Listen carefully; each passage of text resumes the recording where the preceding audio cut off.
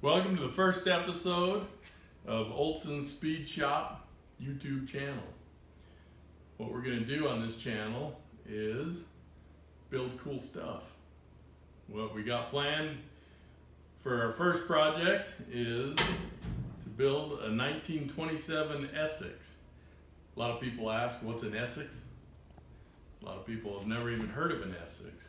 Everyone knows Ford, Chevy, Dodge. But an Essex turned to be a Hudson in the early 30s. But this is a 1927 Essex. 3-window coupe. Looks a lot like a Model A. There's a few differences. The bodies are wider. They actually were made of better steel than the Fords were of the time. And they were bigger, which at first, when I heard this was an Essex, I kind of didn't really think, yeah, maybe I don't want it. But as I got looking into it, they're wider, they're bigger, they got more room inside. So I thought, let's do it. Let's build one. And I like being different. I don't like always following the crowd. So I have never seen Essex the way that we're going to build it. We're going to chop this heavily. We're going to most likely channel it. I haven't decided on that yet, but we are going to make it basically like the old Bonneville racers back in the 50s, except everyone ran Fords with flatheads and stuff. We're going for that look, but we're going to have an Essex. With the Essex, we're going to run it on a 32 Ford frame. The 32 Ford frame is pretty much the epitome of a hot rod. Everyone wants a 32 Ford frame, and I'm in that same boat. I come across this frame, it's a kit. I had the opportunity to buy it, and I jumped on it. So I'm going to run the 32 Ford frame with a 1927 Essex, and I'm going to put a Chevy small block in it with a T5 5-speed transmission, and it's going to have a 4-link rear end in it.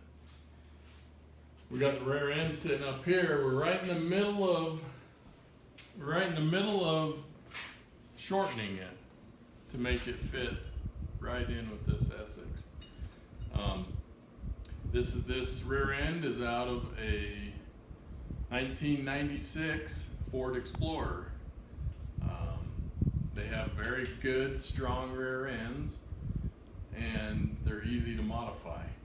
With this one, we're going to narrow it just about 3 inches, and so it'll tuck in nice and tight with the Essex. The Essex, we're not going to run fenders on it. It's going to be fenderless. And so we want those wheels right up by the body to make it look good. We're in the process of narrowing it 3 inches. We've made the first cut, and we'll make the second cut and weld it up tomorrow. We do have a video started on that one, so that'll probably be our second video when we start that one. Olson's SpeedShop consists of myself, my son who's filming. I've got another son, Steven, inside. Isaac's filming. And then we've got Ellie here. Say hi. She's the little one. And of course my wife, who makes all the things happen and takes care of the money side. So we started out at Olson SpeedShop as doing side work out of this garage, out of this shop. We did side work, whatever came our way. We worked on new cars, we worked on some old cars. We do engine swaps, transmission, clutch changes, and I called it Olson SpeedShop initially because I've always been into hot rods and wanted a hot rod to build my own and planned on it one day. This one came along. It came out of central Utah, which is an odd place to find a hot rod, especially one that's not full of cancer This one has, it's got its fair share of problems, but that's just fun, I think. Be doing a lot of sheet metal work on it. But we're gonna learn as we go. The whole point of this YouTube channel is to show our successes and our failures, the good, the bad, and the ugly, and we're gonna show them all so that you guys can learn from our mistakes, and feel free to comment so we can learn from you guys. We're gonna just build it and try to get it up and running. It's a low budget build. That's why we're not going with high-end power plant and quick change rear end. We're going with what we can afford and what's plentiful. It's probably going to go through many phases, but initially we want to get it on the road. We are Speedweek fanatics here at Olson SpeedShop. We love Speedweek. We go every year. And we try to go through most of the week that we can. We stay as long as we can. Camp out at the road in the bend right there before the salt starts. And we love it. One reason, you can see in the background, we've got all these Honda Trail 90s, Trail 110s, this little CL70. Come across, we got five Trail 90s and 110s and this CL70. So we got 6 bikes. And we just barely picked them up. And we got them from central Utah, same city we got the Essex. And we got them to make salt flat runners for us. We're not gonna race them, of course, but if you've ever been to the Speedweek or down at the salt flats, you'll realize that the pits are 4 miles long. The starting line, which is multiple starting lines, it could be 1 track to 5 tracks. All the starting lines are at different areas, and you need transportation to go.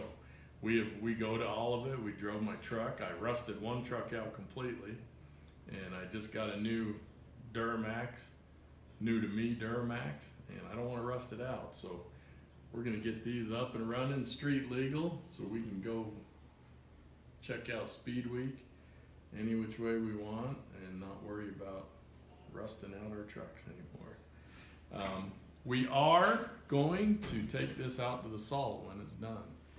I'm not that worried about the salt.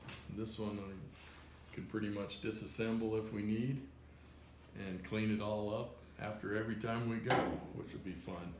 And it will probably change. It will eventually get the high-end stuff in it. It will get a quick change rear end.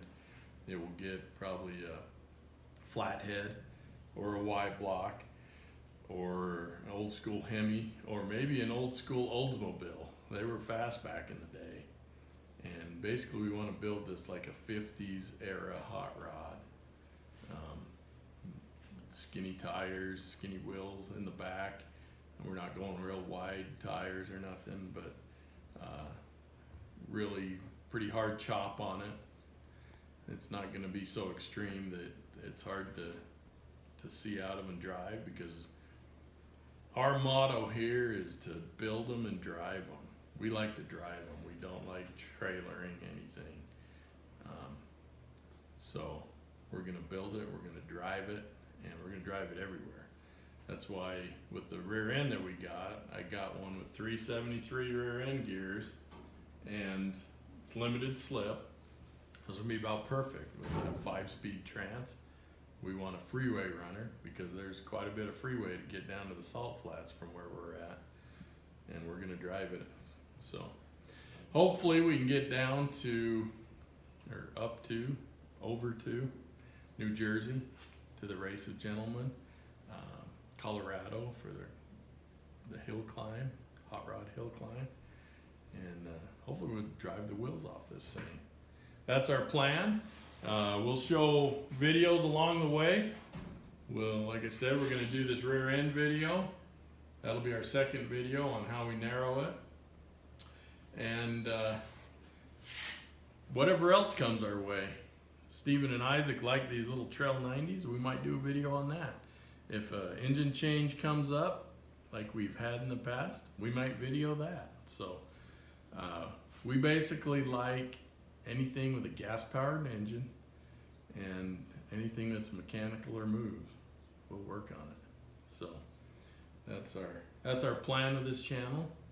Hope you subscribe and follow along our journey. We plan to upload quite a few videos, hopefully at least one a week, as we make progress on that. This has a lot of metal work that I wish I could find videos like that on YouTube. So I can some areas, but others I can't, so we'll make it. And we'll show you what works and what doesn't, because I'm sure there's going to be some things that just don't work out, but we're going to show them. So subscribe if you like what you see so far, and leave a comment. If you have an Edsel hot rod, I haven't seen that many of them, so send us some pictures. We need some inspiration, and it might be an interesting thing. Like I said, different's good in our book. So we'll leave it at that, and hope you like the channel. Thanks.